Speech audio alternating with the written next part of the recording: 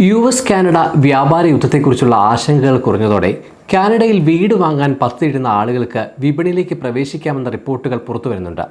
നിലവിൽ കാനഡയിലെ ചില നഗരങ്ങളിൽ ഭവനവില കുറയുമ്പോൾ മറ്റ് ചിലയിടങ്ങളിൽ ശക്തമായ വില നിലനിൽക്കുകയാണ്. മെയ് ജൂൺ മാസങ്ങളിൽ Vancouver, Edmonton, Regina, Saskatoon, Toronto, Halifax തുടങ്ങിയ പ്രധാന വിപണികളിൽ ഇടപാടുകളുടെ എണ്ണത്തിൽ നേരിയ വർധനവുണ്ടായിട്ടുണ്ടെന്നാണ് റിപ്പോർട്ട്. ടൊറന്റോയിലും വാൻകൂവറിലും വിലസൂചിക കുറഞ്ഞെങ്കിലും പ്രേരീസ്, ക്യൂബക്, അറ്റ്ലാന്റിക് മേഖല എന്നിവിടങ്ങളിൽ മൂല്യം ഉയർന്നു നിൽക്കുന്ന സാഹചര്യമാണുള്ളത്. അതേസമയം ടൊറന്റോയിൽ വീട് വാങ്ങുന്നവർക്ക് വിലപേശാൻ കൂടുതൽ അവസരങ്ങളുണ്ടെന്ന റിപ്പോർട്ടുകളുണ്ട്. മോൺട്രിയൽ, വാൻകൂവർ എന്നിവിടങ്ങളിൽ വില താഴേക്ക് തന്നെയാണ്. ടൊറന്റോ, വാൻകൂവർ, തെക്കൻ ഒന്റാറിയോ, ലോവർ മെയിൻലാൻഡ് വിപണികളിൽ റെസിഡൻഷ്യൽ പ്രോപ്പർട്ടികളുടെ വില സംബന്ധിച്ച ട്രെൻഡുകൾ മനസ്സിലാക്കുന്ന MLS ഹോം പ്രൈസ് ഇൻഡെക്സ് കുറഞ്ഞുവെന്ന റോയൽ ബാങ്ക് ഓഫ് കാനഡയുടെ assistant chief economist Robert Hogue പറഞ്ഞതായി കനേഡിയൻ മാധ്യമമായ CTV ന്യൂസ് റിപ്പോർട്ട് ചെയ്തു. ഇവിടെയെല്ലാം വീടുകളുടെ ലഭ്യത വളരെ കൂടുതലാണ്. അതിനാൽ വാങ്ങുന്നവർക്ക് താങ്ങാവുന്നതിലും അധികം വില നൽകേണ്ടി വരുന്നു.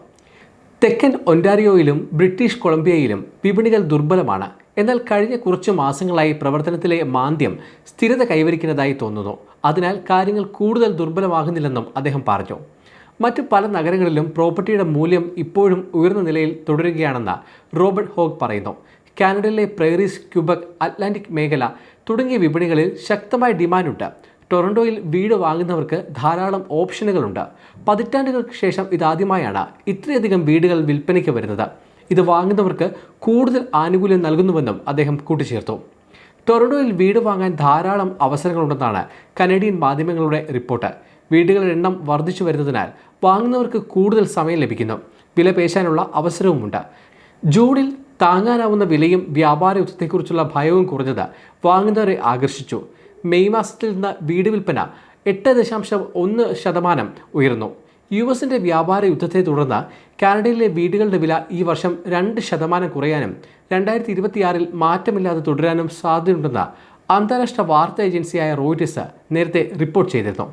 കാനഡയുടെ ഏറ്റവും വലിയ ഭവന വിപണികൾ ബ്രിട്ടീഷ് കൊളംബിയ, ഒന്റാറിയോ എന്നിവിടങ്ങളാണ്. 2024 കാനഡയിൽ ഭവന വിൽപ്പന വർദ്ധിച്ചിരുന്നു.